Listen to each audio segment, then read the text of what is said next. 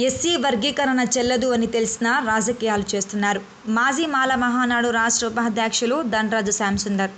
రాజకీయ నాయకులు తన లబ్ధి కోసం మాత్రమే రాజకీయాలు చేయడంలో భాగంగానే ఈ ఎస్సీ వర్గీకరణ విషయం అప్పుడప్పుడు వెలుగులోకి వస్తుందని, సుప్రీంకోర్టు తీర్పు నేపథ్యంలో వర్గీకరణ చెల్లదని ఆనాడు 2005లో మాల మహానాడు రాష్ట్ర అధ్యక్షుడు పివి రావు వేసిన పిటిషన్ 6 జడ్జీల్లో 5 జడ్జీలు చెల్లదని తెలియజేశారని, అయితే ఇప్పుడు సుప్రీంకోర్టులో 7 జడ్జీలలో 6 జడ్జిలు అనుకూలంగా ఇచ్చిన మరొక జడ్జి వ్యతిరేకించడంతో ఈ 2 తీర్పులు సమానమయ్యాయని గుర్తు చేశారు. భారత బంద్కు పిలుపివ్వడానికి గల కారణం ఏంటంటే, ఎస్సీ వర్గీకరణ చేయాలని, ఎస్సీలని విడదీసి ఏబిసిడిగా వర్గీకరించి వీళ్ళ ఐకమత్యాన్ని దెబ్బతీయాలనే ఒక రాజకీయ కుతంత్రంతో సుప్రీంకోర్టులో ఇచ్చిన జడ్జిమెంట్ ప్రకారంగా 7 జడ్జిల ధర్మాసనంలో 6 జడ్జిలు ఏబిసిడి వర్గీకరణ చేయాలని ఇచ్చారు. ఇక్కడ చిన్న లిటిగేషన్ ఏంటంటే, గతంలో 2005లో పివి రావు గారు వేసిన కేసులో 5 జడ్జిలు అసలు వర్గీకరణ కుదరదు అని చెప్పిన తర్వాత ఇక్కడ 6 జడ్జిలు చేసిన దానిలో బేలా ద్వివేది అనే ఒక జడ్జి గారు కూడా అసలు వర్గీకరణ చేయడానికి వీలు లేదు, ఇది రాష్ట్రాలకు సంబంధం లేని విషయాన్ని ఇచ్చారు కాబట్టి 6-6 అయ్యింది, కాబట్టి ఇది సమమే అయ్యింది. ఈ జడ్జిమెంట్ని అసలు ఇంప్లిమెంట్ చేయవలసిన అవసరమే లేదు. ఎందుకంటే వాళ్ళు ఇచ్చింది 5 జడ్జిలు ఇచ్చారు, ఇప్పుడు 7 జడ్జిల్లో 6 ఇచ్చారు.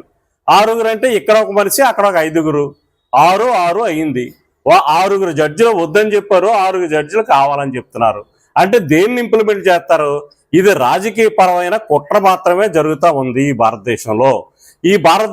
ఎందుకంటే 85% ఎస్సీ ఎస్టీలు ఉన్నారు కాబట్టి వీళ్ళు కలిస్తే ఎప్పటికైనా రాజ్యాధికారం కోసం పోరాటం చేసే ప్రమాదం ఉంది కాబట్టి వీళ్ళని ఎప్పుడు కలనివ్వకుండా చేయాలనేది ఒక ప్రగాఢమైన కుట్రతో మాత్రమే ఈ విధమైన వర్గీకరణ అంశాన్ని తీసుకొస్తున్నారు.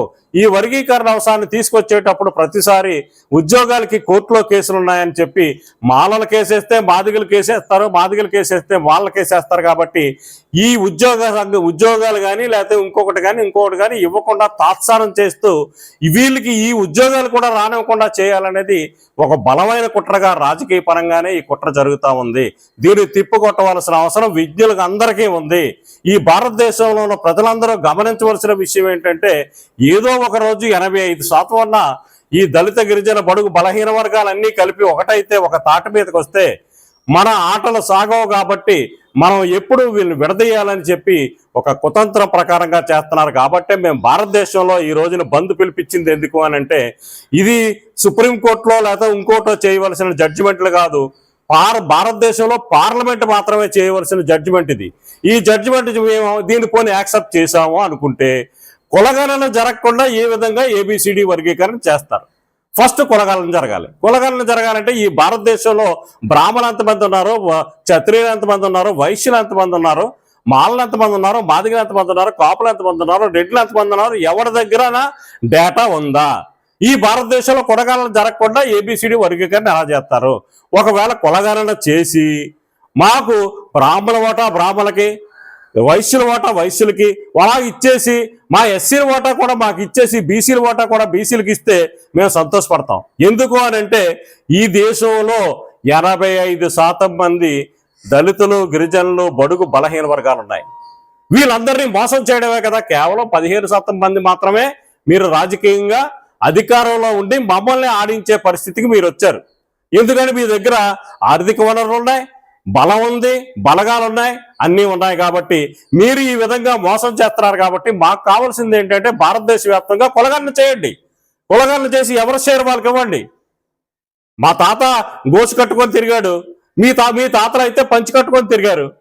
మీ తాతకి మా తాతకి పోటీ అంటే ఎలాగా? మీ తాత స్కూటర్ మీద తిరుగుతున్నాడు, మా తాత ఏమో సైకిల్ మీద తిరుగుతున్నాడు. సైకిల్కి స్కూటర్కి పోటీయా? కాబట్టి ఏం చేయాలంటే, ఈ భారతదేశంలో భూములు సమానంగా పంచండి, హక్కులన్నీ మాకు కల్పించండి.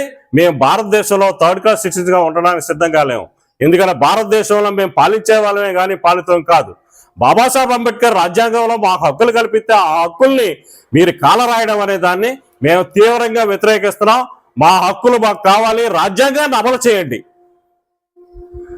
సుప్రీంకోర్టుని మేము గౌరవిస్తాం, కానీ సుప్రీంకోర్టు జడ్జిమెంట్ని వ్యతిరేకిస్తాం. ఈ జడ్జిమెంట్ని వ్యతిరేకించే మళ్ళీ మేము రివ్యూకి వచ్చాం